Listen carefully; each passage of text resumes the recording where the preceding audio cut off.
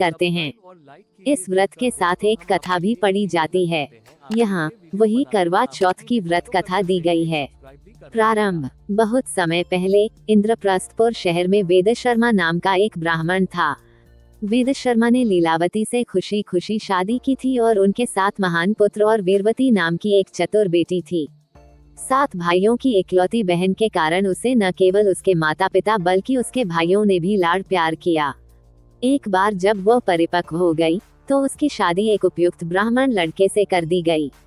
विवाह के बाद जब वीरवती अपने माता पिता के साथ थी, उसने अपनी बहनों के साथ अपने पति की लंबी उम्र के लिए करवा चौथ का व्रत रखा।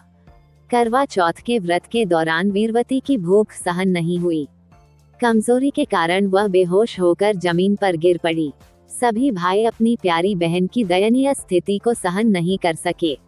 वे जानते थे कि वीरवती एक पतिव्रत है, तब तक कोई भोजन नहीं करेगी जब तक कि वह चंद्रमा को न देख ले, भले ही उसकी जान की कीमत क्यों न हो।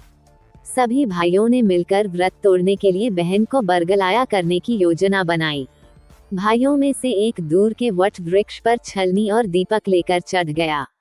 जब वीरवती को होश आया तो बाकी भाइयों ने उसे बताया कि चांद उग आया है और उसे चांद देखने के लिए छत पर ले आया। वीरवती ने एक दूर वट वृक्ष पर छलनी के पीछे दीपक देखा और माना कि चंद्रमा पेड़ के घने के पीछे उगाया है। अपनी भूख मिटाने के लिए उसने तुरंत दीप को प्रसाद चढ़ाया और उपवास तोड़ा। जब वीरवती ने भोजन करना शुरू किया तो उसे सभी प्रकार के अपशकुन मिले। पहले काटने में उसे बाल मिले, दूसरे काटने में उसे छींक आई और तीसरे काटने में उसे अपने ससुराल वालों का निमंत्रण मिला।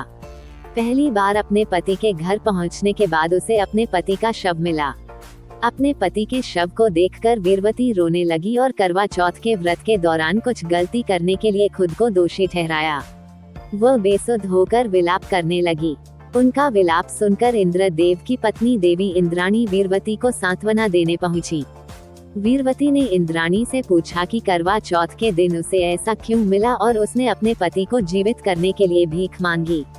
वीरवती का पश्चाताप देखकर देवी इंद्राणी ने उनसे कहा कि उन्होंने चंद्रमा को अर्घ दिए बिना ही व्रत तोड़ दिया और इस वजह से उनके पति की असमय मृत्यु हो गई। इंद्राणी ने वीरवती को सलाह दी कि वह करवा चौथ के उपवास सहित पूरे वर्ष में हर महीने चौथ का व्रत रखें और आश्वासन दिया कि उनके पति जीवित वापस आएंगे। उसके बाद वीरवती ने पूरे विश्वास और सभी अनुष्ठानों के साथ मासिक उपवास किया। अंत में उन व्रतों का पुण्य संचय करने के कारण वीरवती को उसका पति वापस मिल गया। अच्छी लगी है तो वीडियो को लाइक और सब्सक्राइब कीजिए और कमेंट कीजिए कैसी लगी आपको ये चौथ माता की व्रत कथा जरूर कीजिए।